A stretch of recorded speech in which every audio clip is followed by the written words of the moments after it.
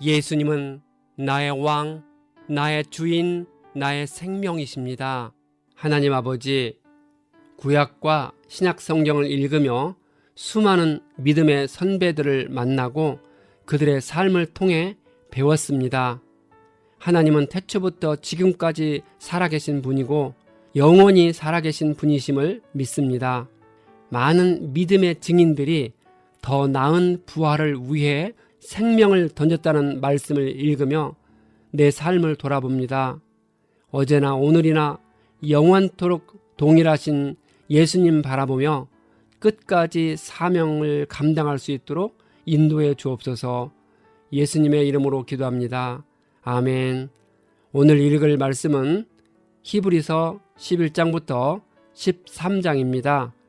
이 말씀의 핵심은 첫째, 믿음이 있는 자는 하나님이 살아계신 분이라 확신하고 나가는 자입니다.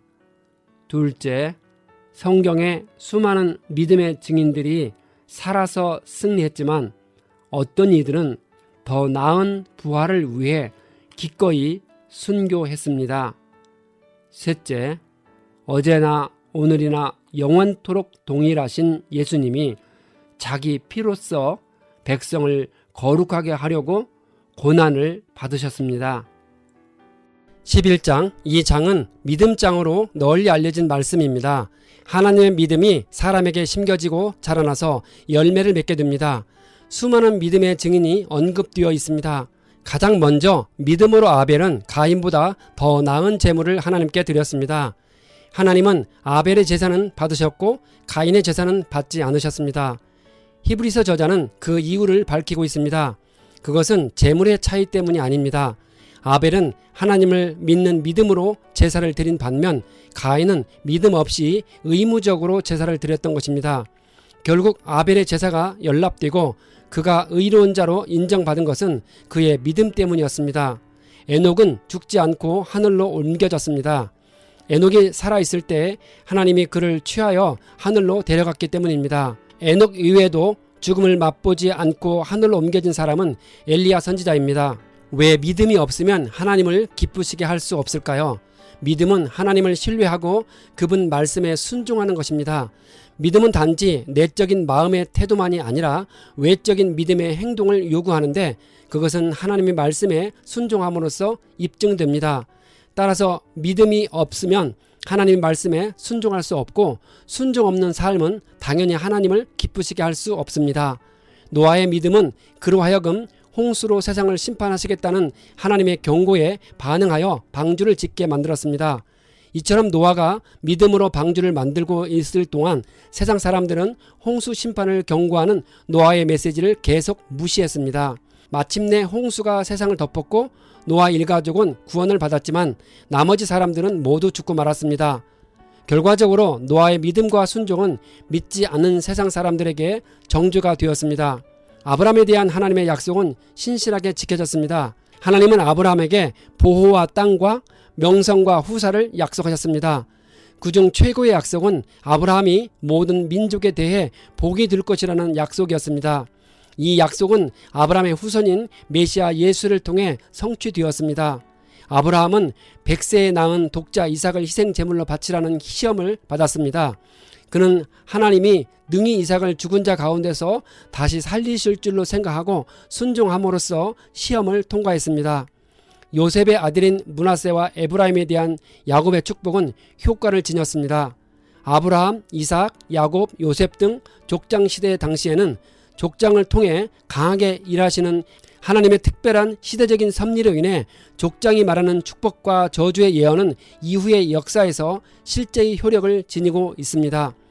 모세의 부모는 그가 태어났을 때 그가 보통 아이가 아님을 보고 3개월 동안 숨겨 왕의 명령을 무서워하지 않았습니다. 갓 태어난 모세가 아름다운 아이라는 표현은 단순히 그의 외모가 잘생겼다는 뜻이 아닙니다. 그 아이에 대한 하나님의 특별한 계획이 있을 것임을 감지했다는 의미입니다. 이와 관련하여 유대 역사가 요세푸스는 모세의 아버지가 꿈을 통해 모세가 이스라엘의 구원자가 될 것이라는 주님의 계시를 받았다고 주장했습니다. 히브리서 저자는 예수 그리스도를 어제나 오늘이나 영원토록 동일하신 분으로 이해했습니다. 그래서 그리스도는 신약시대뿐만 아니라 구약시대에도 하나님의 백성들과 함께 하셨다는 사상을 지녔습니다. 이런 관점에서 저자는 모세가 하나님의 백성과 함께 고난받는 것을 그리스도를 위하여 고난받는 것으로 승화시켜 이해했습니다. 35절에는 여자들이 자기의 죽은 자들을 부활로 받아들이기도 하지만 더 좋은 부활을 얻고자 하여 심한 고난을 받았지만 구차히 풀려나길 원하지 않았다고 합니다. 성경에는 죽은 아들을 부활로 다시 받아들인 여인들이 있었습니다. 구약시대에는 사르밧 과부, 수넴 여인이 있었고 신약시대에는 나인성 과부가 그런 여인들입니다. 하지만 그것은 참된 의미의 부활이 아니라 이 세상에서 생명의 연장일 뿐이었습니다. 더 좋은 부활은 그런 부활이 아닌 마지막 날에 그리스도로 말미암은 영생의 부활을 의미합니다. 구약시대의 성도들은 메시아를 소망했지만 그들은 실제로 그리스도의 오심을 보지 못했습니다. 이런 점에서 그들의 믿음은 온전함을 이루지 못했습니다. 그러나 신약시대의 메시아가 오심으로써 그들의 믿음도 온전함을 이루어 구원의 완성을 누리게 되었습니다. 이런 점에서 신구약을 초월해 믿음의 완성인 구원은 오직 그리스도로 말미암는다는 진리를 깨달을 수 있습니다. 12장 그러므로 이제 구름같이 수많은 증인이 우리를 둘러싸고 있으니 우리도 얽매이는 것을 벗어버리고 끝까지 달려갈 것을 권면합니다. 믿음의 영웅들이 경기장의 사방 관중석에 앉아서 자신들처럼 우리들 역시 최종 골인 지점에 도달할 때까지 인내로서 참고 열심히 믿음의 경주를 할 것을 격려하고 있는 것입니다. 우리는 하나님의 자녀이니 잘못에 대해 징계를 받습니다. 하나님은 다양한 방식으로 우리를 징계하십니다. 하나님의 뜻에 따르도록 우리를 훈련시킬 때나 우리의 불신앙에 대해 벌을 내리실 때 하나님은 우리를 징계하십니다. 하나님은 징계의 도구로서 악한 자들이나 개인적인 역경을 사용하실 수 있습니다. 징계에는 종종 채찍질을 당하는 것과 같은 육체적인 고통도 따릅니다. 이스라엘은 광야에서 40년 동안 징계를 받았고 바울도 육체의 가시를 받았습니다. 하지만 어떤 형태의 징계이든 자녀에 대한 부모의 징계와 같이 최종적으로 우리의 유익을 위한 것입니다. 그래서 징계가 의와 평강의 열매를 맺습니다. 하나님의 징계는 우리의 잘못을 교정시켜서 우리를 올바로 세워줍니다. 그래서 우리는 영적으로 성숙하게 되고 그 결과 우리는 성령의 열매를 맺는 데까지 자라게 됩니다. 저자는 모든 사람과 더불어 화평함과 거룩함을 따르라고 권면하고 있습니다. 본질적인 거룩함은 거룩하신 하나님이 우리를 따로 구별하여 자기 백성으로 삼아 주실 때만 가능합니다. 하지만 거룩하게 된 성도는 노력함으로써 더욱 거룩하게 될 수 있습니다. 이를 성화의 과정이라 하는데 성화의 최종 목표는 그리스도를 닮는 것입니다. 따라서 우리가 그리스도께 초점을 맞추고 매일의 예배, 기도 등과 레위기 19장에서 제시는 이웃과 관계에 관한 모든 규례에 순종하려는 노력함으로써 더 거룩해질 수 있습니다. 하늘에 기록된 장자들의 모임은 하늘 생명책에 기록된 구속받은 성도들의 총회를 가리킵니다. 구속받은 성도들이 장자들인 것은 그들이 그리스도와 연합함으로써 하나님께 첫 열매된 자들이요 또한 천국 기업을 물려받은 상속자이기 때문입니다. 예수의 피가 아벨의 피보다 더 나은 이유는 아벨의 피는 순교의 피로서 가슴에 맺힌 원한을 풀어야 하는 피인 반면 예수의 피는 대속의 피로서 죄인에게 구원을 가져다주는 피이기 때문입니다. 진동할 것은 현존하는 물질 세계를 가리킵니다. 이 세계는 마지막 날에 흔들려 사라질 것입니다. 반면에 진동하지 아니하는 것은 영원한 영적 세계로 신자들이 장차 들어가게 될 천국을 가리킵니다. 하나님은 소매라는 불이십니다.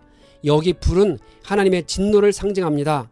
마치 불처럼 하나님의 진노가 악인들을 진멸할 것이라는 뜻입니다. 13장 저자는 수신자들에게 서로 계속해서 사랑하고 나그네를 대접하다가 자기들도 모르는 사이에 천사들을 대접할 수 있다고 합니다. 감옥에 갇혀있는 사람들을 생각하되 함께 갇혀있는 심정으로 생각하라 합니다. 저자는 편지 말미에 많은 충고를 하고 있습니다. 지금까지 히브리서 저자는 그리스도의 우월성 및 그의 대속 사역의 온전함에 관한 신학적인 개념을 깊게 탐구했습니다. 하지만 저자는 실제적인 권면도 주기를 원했습니다. 그래서 시간과 공간의 부족에 쫓긴 듯 편지의 끝부분에서 실제적인 충고를 주고 있습니다. 예수 그리스도께 삶의 초점을 맞춘 자들은 그분의 영광을 위해서 실제적인 자신의 삶 가운데서 많은 선한 열매를 맺어야 한다고 합니다. 그리스도인은 도덕적으로, 윤리적으로, 성적으로 더러움이 없이 살아야 함을 강조하고 있습니다. 그리스도인들은 돈을 사랑해서는 안 된다고 가르치고 있습니다. 이 말은 돈에 대해 탐욕을 갖지 말라는 뜻입니다. 돈은 일만하게 뿌리로써 사람을 미혹하여 믿음에서 떠나게 하기 때문입니다. 돈 자체에 문제가 있는 것이 아니라 돈을 소유하는 사람이 선하게 사용할 수도 있고 악하게 사용할 수도 있는 것입니다. 우리가 가진 제단은 십자가 제단입니다. 이 제단은 모세의 율법에 따른 옛 언약의 제단이 아니고 하나님의 은혜에 따른 새 언약의 제단입니다. 이 제단의 대제사장은 예수 그리스도이십니다. 이스라엘의 속죄일 규례에 따르면 대제사장이신 예수님은 스스로 희생 제물이 되셔서 이 제단 위에서 피를 흘리신 후 그 피는 지성소로 가지고 들어가고 그 육체는 영문 밖에서 불살랐습니다. 이처럼 예수님도 예루살렘 밖 곧 골고다 언덕에서 육체의 고난을 받으셨고 그 피로 자기 백성을 거룩하게 하셨습니다. 하나님이 기뻐하시는 제사는 찬송의 제사입니다. 구체적으로 그것은 믿음을 고백하는 입술의 열매를 바치는 것이고 좋은 일을 행하는 선한 삶의 열매를 바치는 것입니다. 예수 그리스도의 피는 영원한 언약의 피입니다. 첫째, 그 피가 언약의 피인 것은 자기 백성을 구원하시려는 하나님의 새 언약에 따라 흘리신 피였기 때문입니다. 둘째, 그 피가 영원한 피인 것은 죄인들의 구원을 이루는 그 피의 효력이 구약 짐승의 피처럼 일시적인 것이 아니라 언제까지나 변함없는 영원한 것이기 때문입니다. 이처럼 예수 그리스도의 피가 새 언약의 요구를 온전히 충족시켰으므로 하나님은 예수 그리스도를 그 언약의 피로써 죽은 자들 가운데서 이끌어내셨던 것입니다. 히브리서 저자는 우리 형제 디모데가 노인 것을 알라고 기록합니다. 그는 디모데가 어딘가에 갇힌 것을 알고 있고 수신자도 디모데를 알고 있음을 유추할 수 있습니다. 저자는 디모데와 함께 수신자들을 만나러 가겠다고 합니다. 또한 이탈리아에서 온 자들도 그들에게 문안한다고 합니다. 저는 이런 기록을 근거로 히브리서의 저자가 바울이고 끝부분은 누가가 덧붙였을 것으로 봅니다. 바울이 구약의 율법에 정통한 사람이었고 복음에 대해 명확하게 체계화한 복음 전도자로서 히브리인을 무척이나 사랑하는 유대인으로서 히브리서를 저술할 충분한 능력과 명분이 있었다고 봅니다.